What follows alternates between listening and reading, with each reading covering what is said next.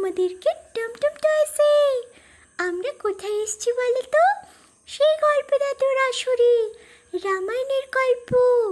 এই তো আমার বন্ধুরাও চলে এসছে। কি রে পায়েল, তুইও চলে এসছিস তো?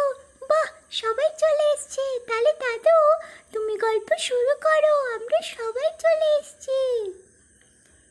হ্যাঁ বাচ্চারা, গল্প শুরু করছি। তোমাদের মনে আছে তো সেই দস্যু রত্নাকর, যাকে রাম নামের মাহাত্ম্য দান করতে স্বয়ং ব্রহ্মাদেব এবং নারদ মুনি এই মর্তে এসেছিলেন। তারপর তাকে একদিন ব্রহ্মাদেব বললেন, তুমি তপস্যা করো।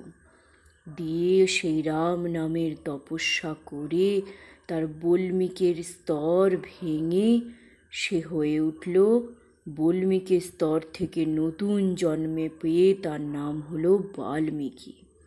সেই বাল্মীকি একদিন কি করল, বনে গেল। সেই তার শিষ্যকে নিয়ে সরোবরে স্নান করতে। সেখানে গিয়ে দেখল এক ব্যাধ একটি পাখিকে শিকার করার জন্য একেবারে তীর ধনুক নিয়ে এগিয়ে চলেছে। সেই পাখিকে সে শিকার করবেই, কিন্তু পাখি উড়ে চলে যাওয়ার পরও সে আশা ছাড়ল না।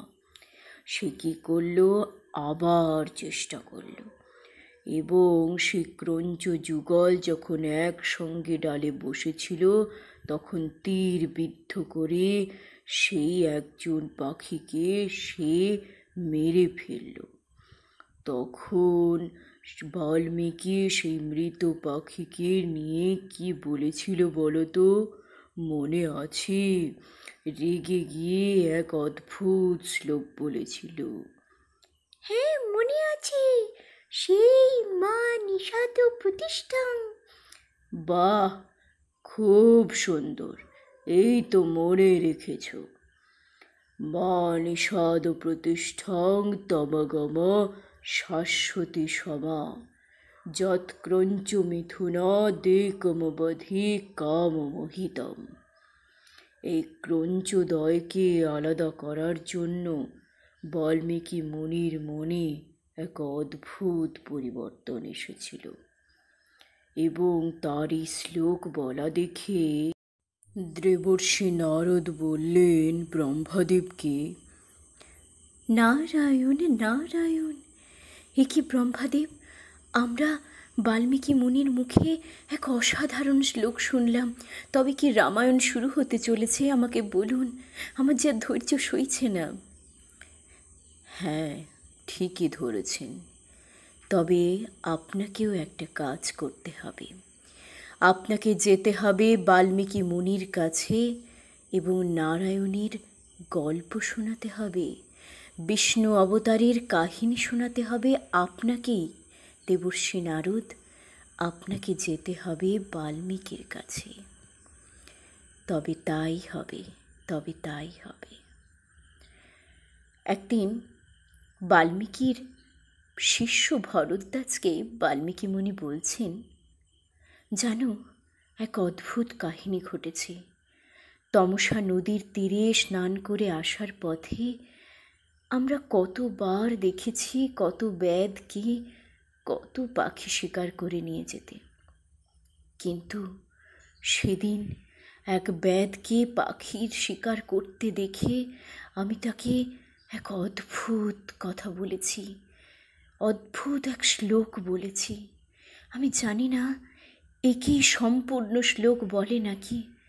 এবং আমি সেই বৃদ্ধ পাখিকে তার কাছ থেকে কেড়ে নিয়ে যখন ফিরছি, তখন আমার মনের মধ্যে এক অদ্ভুত কিছু চলছে। ব্রহ্মাদেবের সেই কথা মনে পড়ছে, আমি কি করে রামায়ণ লিখব। তারপর নারদ মুনি এলেন। তাকে দেখে বাল্মীকি মুনি বললেন, প্রণাম দেবর্ষি নারদ, আপনি আমাকে সাহায্য করুন, আমি কি করে ব্রহ্মাদেবীর কথা মতো রামায়ণ রচনা করব। হ্যাঁ, আপনাকে সাহায্য করার জন্যই তো আমি এসেছি। আমি নিশ্চয়ই সাহায্য করব। আমি আপনাকে রামায়ণের কাহিনী শোনাব, আর আপনি তা রচনা করবেন।